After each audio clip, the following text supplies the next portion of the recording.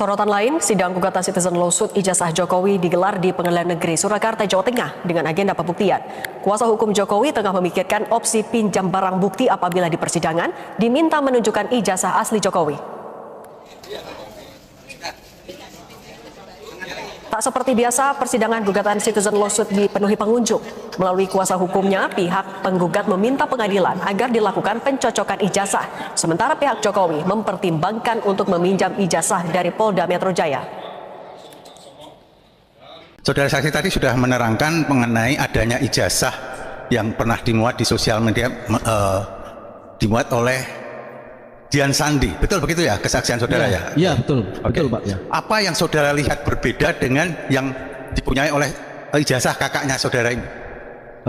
Apa? Tadi sudah melihat antara lain hologram ya, apalagi perbedaan yang saudara lihat pada ijazah yang kami jadikan di sini bukti P1 itu ya, yang kemudian dimuat di media sosial. Apa yang saudara saksi lihat berbeda dengan ijazah yang dipunyai oleh kakaknya saksi? P1-nya ini ya Pak? P1-nya bukan ini. Saya nggak tahu P1-nya. P1-nya itu Bapak tunjukkan ada P1. P1. Tunjukkan. Biar jelas. Bapak nggak ngerti ya. P1 yang mana kan? Silakan. Baik, saudara saksi. Saudara saksi tadi bersaksi bahwa kakak saudara itu hidup dalam satu rumah dengan saudara saksi ya. Ketika tergugat satu itu menjadi wali kota, ya, apakah kakaknya saudara saksi pernah bercerita pada saudara itu alumni saya loh, pernah mengatakan begitu nggak? Tergugatnya jadi wali kota kapan ya Pak? Karena 2005 ya? Karena kakak saya ini kan meninggal 2014 ya, jadi wali kota. Saya tidak pernah mendengar bahwa beliau menyampaikan, almarhum menyampaikan bahwa wali kota Solo waktu itu Pak Jokowi adalah alumni UGM. Oh, tidak pernah. Pernah mendengar nggak saudara saksi pernah mendengar nggak bahwa kakaknya saudara itu mengadakan alumni dengan fakultasnya gitu? Pernah mendengar begitu nggak? Datang ke acara alumni pernah? Saya tidak pernah mendengar. Saya tidak pernah mendengar. Saudara pernah mendengar atau tidak tergugat satu itu pernah menjadi gubernur DKI? Saya? Ya pernah, tahu nggak? Saya tahu. Saya tahu. Pada waktu itu kakak saudara masih hidup nggak ketika? Itu tahun berapa Pak jadi gubernur? 2012. Kakak saya kan 2014 ya. Ya beliau meninggal 2014. Tergugat satu jadi gubernur 2012. Tidak pernah menyampaikan bahwa itu Pak Jokowi adalah alumni UGM. Oh, tidak pernah menyampaikan begitu. Beliau tidak pernah menyampaikan. Oke, baik. Dan itu sukses. Majelis yang kurang benar, tidak benar diganti. Satu, kemenangan rakyat. Amin. Kemenangan rakyat kedua adalah bahwa Jokowi terpaksa harus nanda tangan. Itu kemenangan rakyat. Memaksa Jokowi. Itu tanda tangan basah ya. Yang ketiga, kemenangan rakyat di depan kita akan terbukti ijazahnya palsu. Saya alumnus UGM ya. Dari putusan-putusan KIP ini ada beberapa makna penting yang menurut saya. Yang pertama adalah UGM, Universitas alma mater saya yang saya banggakan, sudah divonis memang bersalah bahwa dia selama ini melaksanakan azas yang tertutup. Sebenarnya kalau UGM memaknai demokrasi itu apa sih? Keterbukaan. Tidak perlu kita berdebat di sini karena Undang-Undang Keterbukaan Informasi Publik sudah jelas bahwa ijazah yang menyangkut pejabat publik itu harus terbuka untuk umum. Dan ini sudah ditegaskan oleh Majelis Hakim bahwa terkait ijazah Joko Widodo itu terbuka untuk umum. Lalu yang kedua, dengan dikeluarkannya putusan mulai dari beberapa putusan itu sampai putusan hari ini, seorang Joko Widodo yang mengatakan dirinya lulusan UGM, dia langsung terbuka aja untuk publik, dia tunjukkan karena memang sudah diperintahkan. Selama ini dia mengatakan itu rahasia pribadi apa segala macam. Joko Widodo sendiri sebenarnya harus tunjukkan, dia minta kepada Polda, Pak, ini lembaga KIP sudah mengatakan bahwa memang ini terbuka untuk publik, tidak usah dilanjutkan Pak, mana ijazahnya? Saya tunjukkan ya. Dengan tidak ditunjukkan sampai hari ini ya, dan ada pengecualian pada dalam putusan KIP bahwa itu ada di bawah penguasaan Polda Metro karena itu diproses hukum. itu kami menduga keras bahwa memang ijazah Joko Widodo itu palsu. Pada proses pemeriksaan kami menghadirkan saksi seperti Mas Roy Suryo dan Bu Dr. Tifa. Dia tidak hanya datang sekali, ketika lawan membuktikan ijazah, saya minta mereka boleh lagi hadir. Ini kan tidak pernah terjadi di peradilan kita, maka saya ingin yang seperti itu. Itulah yang saya inginkan, yang namanya cross examination, dan itulah yang diajarkan oleh undang-undang baru kita. Yang punya kewenangan apakah Polda Metro berkenan atau tidak untuk memberikan kesempatan kepada kami selaku kuasa hukum Pak Jokowi untuk bon pinjam terhadap alat bukti yang saat ini dijadikan barang bukti oleh penyidik pejabat Polri. Yang saya maknai dari putusan-putusan KIP ini adalah sebenarnya dengan dikeluarkannya putusan, mulai dari beberapa putusan itu sampai putusan hari ini, seorang Joko Widodo yang mengatakan dirinya lulusan UGM, dia langsung terbuka aja untuk publik, dia tunjukkan, karena memang sudah diperintahkan. Selama ini dia mengatakan itu rahasia pribadi apa segala macam. Joko Widodo sendiri sebenarnya harus tunjukkan, dia minta kepada Polda, Pak, ini lembaga KIP sudah mengatakan bahwa memang ini terbuka untuk publik. Tidak usah dilanjutkan, Pak. Mana ijazahnya? Saya tunjukkan. Ya. Dengan tidak ditunjukkan sampai hari ini, ya, dan ada pengecualian tadi dalam putusan KIP bahwa itu ada di bawah penguasaan Polda Metro karena itu diproses hukum. Itu kami menduga keras bahwa memang ijazah Joko Widodo itu palsu. Ya. Ijazah dia tidak punya ijazah asli. Kami menduga keras. Nah, kalau punya ijazah asli, karena selama ini dia berlindung bahwa itu adalah dokumen pribadi yang tidak boleh diketahui oleh publik. Dengan adanya putusan ini dia langsung keluarkan. Saya tunjukkan ke publik. Ijazah dia, ijazah gaib lah itu. Ijazah itu gaib, nggak ada kira-kira. Kira-kira nggak ada, sama goibnya dengan ijazah bapaknya. Bapaknya bohong tentang ijazah, anaknya juga mau bohong tentang ijazah. Bung, ini kalau dituntut itu berapa triliun itu oleh Pak Palal itu.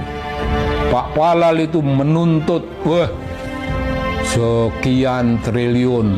Dan duit itu bukan untuk Pak Palal. Duit itu harus dimasukkan kembali ke negara. Ke negara itu artinya itu duitnya rakyat. Wah, itu keren, Bung. Dituntut. Dan kalau itu akan terbukti, insya Allah dia terbukti, ya diseretlah dia. Diseretlah keluar dari kantornya.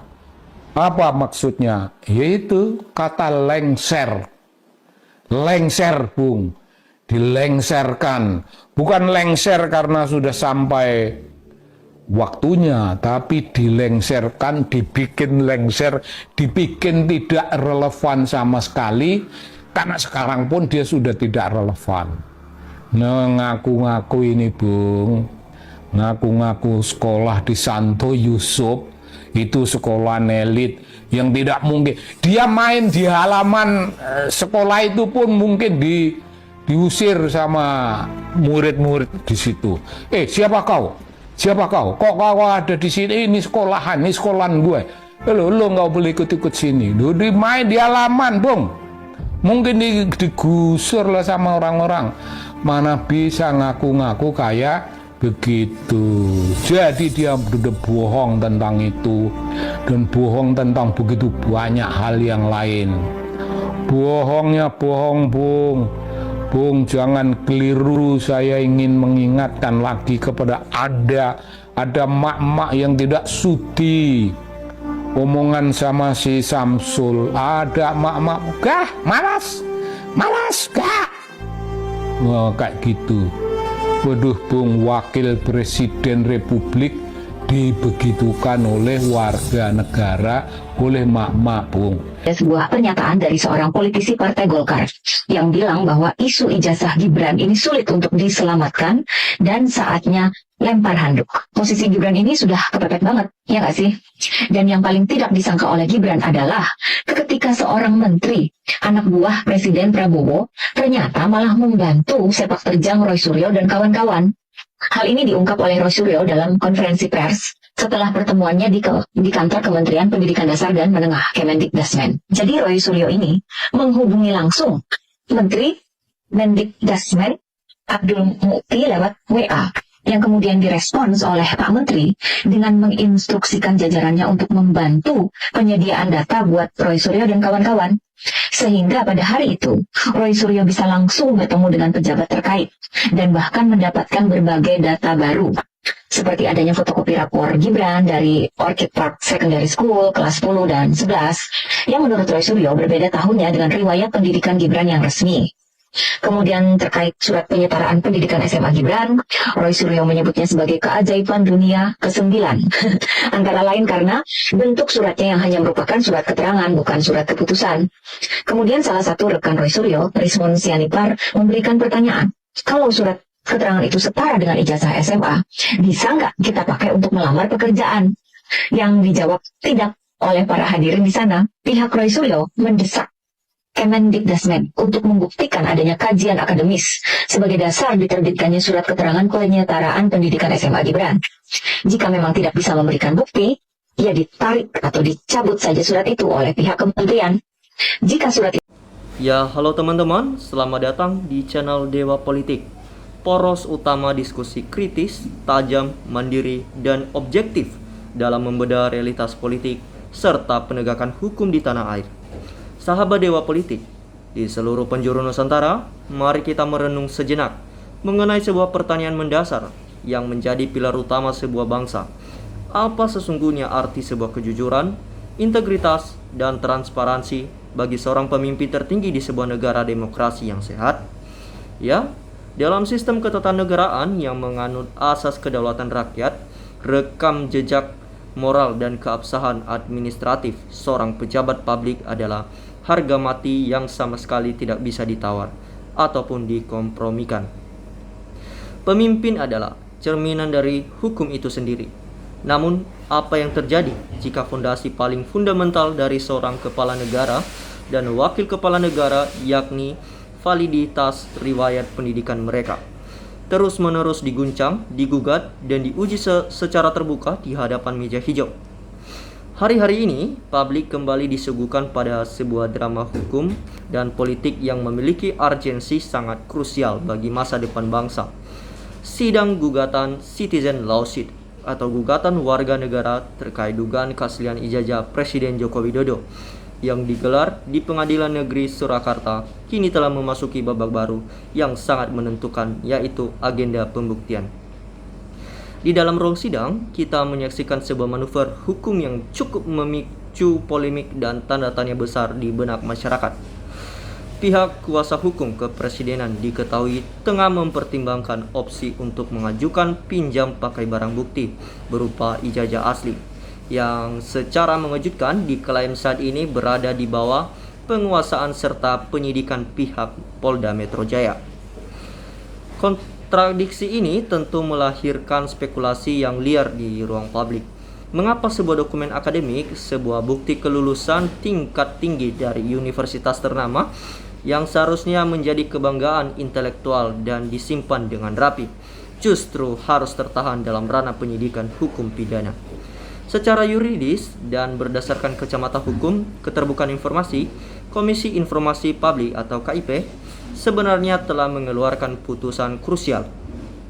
KIP menegaskan prinsip penting bahwa dokumen pendidikan atau ijazah seorang pejabat publik bukanlah wilayah privat atau rahasia pribadi yang tabu untuk disentuh. Sebaliknya, dokumen tersebut adalah konsumsi publik yang wajib diakses oleh masyarakat luas sebagai bentuk akuntabilitas dan transparansi mutlak. Disinilah integritas lembaga pendidikan, dalam hal ini Universitas Gadjah Mada atau UGM, sebagai alma mater terkait turut diuji di ruang publik. Kepuasan rakyat tidak akan pernah bisa dicapai hanya melalui pernyataan retoris, klarifikasi sepihak, ataupun pembelaan politik. Kepuasan publik hanya akan terpenuhi secara sah jika ada kehadiran fisik dokumen yang autentik, valid, dan tak terbantahkan di hadapan majelis hakim yang mulia.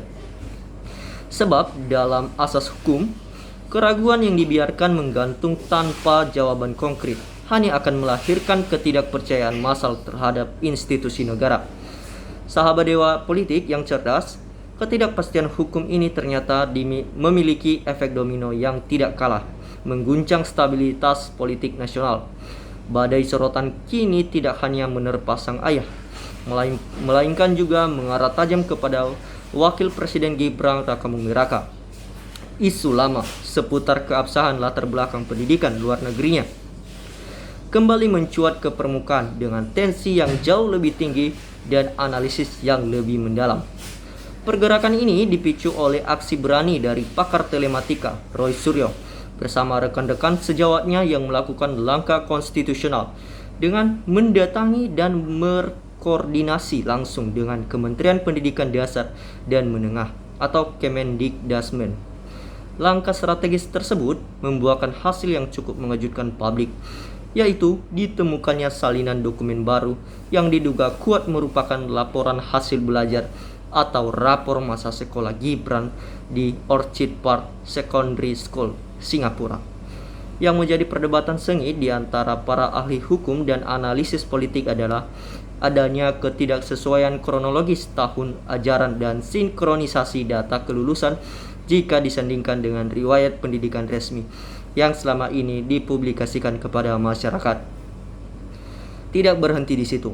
Status hukum dari surat keterangan penyetaraan ijazah luar negeri tersebut kini digugat keabsahannya.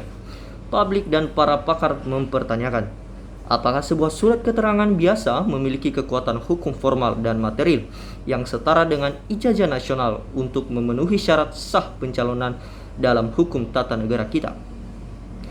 Desakan publik kini mengalir deras bak air bah, menuntut pihak Kemendikdasmen untuk membuka secara transparan kajian akademis yang melandasi terbitnya dokumen penyetaraan tersebut. Jika di kemudian hari ditemukan adanya cacat prosedur, manipulasi, ataupun kelainan dalam proses verifikasi dokumen ini, maka secara konstitusional implikasi tidak main-main. Hal ini dapat memicu krisis legitimasi kepemimpinan yang berujung pada proses pemakzulan secara hukum ketatanegaraan. Di tengah derasnya arus informasi dan digitalisasi saat ini, kita melihat terjadinya polarisasi yang luar biasa tajam di ruang publik. Di satu sisi, muncul gelombang skeptisisme, kritis pedas dan sinisme dari jutaan netizen yang merasa dikelabui oleh narasi politik elit. Namun, di sisi lain, barisan pendukung pemerintah tetap berdiri kokoh dan menilai bahwa seluruh tudingan ini hanyalah bentuk pembunuhan karakter atau character assassination, serta manuver politik tanpa dasar yang sengaja digoreng oleh pihak oposisi untuk mendelegitimasi kekuasaan. Namun, mari kita tarik benang merah dari seluruh dinamika yang membelahkan ini. Masalah ini sudah jauh melampaui sekedar urusan selembar kertas bertanda tangan. Ini adalah ujian terbesar bagi moralitas politik bangsa tentang bagaimana hukum ditegakkan tanpa pandang bulu di republik ini, dan tentang warisan serta legasi kepemimpinan seperti apa yang akan ditinggalkan untuk generasi mendatang. Ketika seorang pemimpin memegang tampuk kekuasaan tertinggi, ia sesungguhnya sedang melakukan transaksi kepercayaan sakral dengan ratusan juta rakyatnya. Instrumen paling mendasar dari kontrak sosial itu adalah kejujuran atas siapa dirinya di masa lalu. Ketika kabut keraguan mulai menyelimuti pikiran masyarakat, maka satu-satunya obat penawar yang sah dan konstitusional adalah transparansi yang mutlak, telanjang, tanpa ada satupun hal yang ditutup-tutupi. Proses persidangan masih terus bergulir. Data demi data baru terus dikuliti secara tajam oleh publik dan para ahli. Nah, bagaimana akhir dari ujian keterbukaan informasi terbesar di abad ini? Apakah kebenaran yang sejati akan segera terbentang benderang di hadapan kita? Ataukah polemik ini akan tetap terkubur dan menjadi teka-teki terbesar dalam lembaran sejarah politik modern Indonesia? Kini, giliran Anda yang bersuara dan mengambil peran sebagai warga negara yang kritis. Tuliskan analisis mendalam Anda, pandangan hukum Anda, serta aspirasi cerdas Anda di kolom komentar di bawah ini. Mari kita bedah fenomena ini dengan kepala dingin, berbasis data, argumentatif, dan tetap menjaga kesantunan akademik. Jangan lupa untuk klik tombol like, bagikan video ini seluas-luasnya ke seluruh grup media sosial Anda agar semakin banyak masyarakat Indonesia yang tercerahkan politik dan hukum. Dan pastikan Anda sudah menekan tombol subscribe serta menyalakan lonceng notifikasinya agar tidak ketinggalan analisis-analisis tajam berikutnya. Sekarang, teman-teman, saya akan membacakan komentar-komentar netizen mengenai video cuplikan tadi. Teman-teman, ini komentar pertama dari Triyadi. Dipuja dan dipuji, disanjung dan disembah. Kesederhanaan dan keluguan membawa dan menyimpan kejahatan tanpa ekspresi bersalah. Koes, tegakkan yang benar adalah benar, yang salah adalah salah. Rahmat tidak mau memperlihatkan karena foto ijazahnya beda banget. Ini Soe Prijono, tunggu putusan sidang pengadilan ijazahnya, kemudian lanjutkan langkah hukum selanjutnya. Ini Parintena, alhamdulillah terbongkar juga. Walau disimpan rapi, kalau bangkai pasti bawa busuk keluar juga. Ini Sidik, Jokowi harus datang, biar tidak umpet-umpetan dan cepat selesai. Ini Tuyul, kalau palsu harus dihukum. Ini Sio Terdus, kebenaran bisa kalah, tapi kebenaran tidak akan salah. Agus Ismail, Pak Jokowi harus diperiksa, berani tidak Pak? Ini Untung Subarno, rakyat berharap keadilan, harus tunjukkan ijazah sesuai yang diminta, kalau memang ada ijazah harus ditunjukkan agar rakyat mengetahui. Ini BS SAR, tunjukkanlah kalau di Indonesia itu hukum berpihak pada yang benar, jangan sampai berpihak pada yang salah. Yang benar adalah benar, yang salah adalah salah. Cairul, tangkap semua ternak Mulyono, bikin gaduh saja nggak bisa memperlihatkan ijazah aslinya. Hakim yang mulia, katakan yang sebenarnya, takutlah azab ala SWT. Ini Undang, kalau Jokowi dan Ova dihukum, rakyat akan rame-rame syukuran. Ini Jamro, Allahu Akbar, hidup rakyat. Ini Mang Muyak, hadirlah dalam sidang hukum bila itu warga WNI yang baik untuk contoh rakyat bawah. Ini Samsudin, tegakkan yang tidak salah, runtuhkan yang tidak benar, benar tegak runtuh salah. Ini Ibu, memang Allah selalu berpihak pada yang benar. Alhamdulillah, Arobi, alamin, detik ini perjuangan Pak Roy dan Dr. Tifa telah berhasil atas ridho Allah Subhanahu wa Ta'ala. Ini Arimbi, orang baik adalah orang yang taat hukum. Ini Pulia Jati, alhamdulillah semangat Bapak Roy dan Dr. Tifa. Ini Udin saja, rakyat mendukungmu Pak Roy, Bu Tifa terus semangat. Ini Masku Fendi, tegakkan keadilan demi negara Indonesia. Ini Suhiar, perjuangan suara rakyat Indonesia. Messie, alhamdulillah. Bang Bam, puji Tuhan kemenangan untuk rakyat. Yayang, alhamdulillah kemenangan buat rakyat. Jayaran, kalau sudah habis penegak hukum disuap, tinggal digiring ke tahanan penjara. Ini Tamrin, negara sebesar Indonesia dan di negara ini masih banyak orang yang baik dan jujur. Ayolah para penegak hukum, demi keselamatan negara ini bertindaklah dengan seadil-adilnya. Ingatlah akan ada hari akhirat, akan kita pertanggungjawaban di hadapan Tuhan.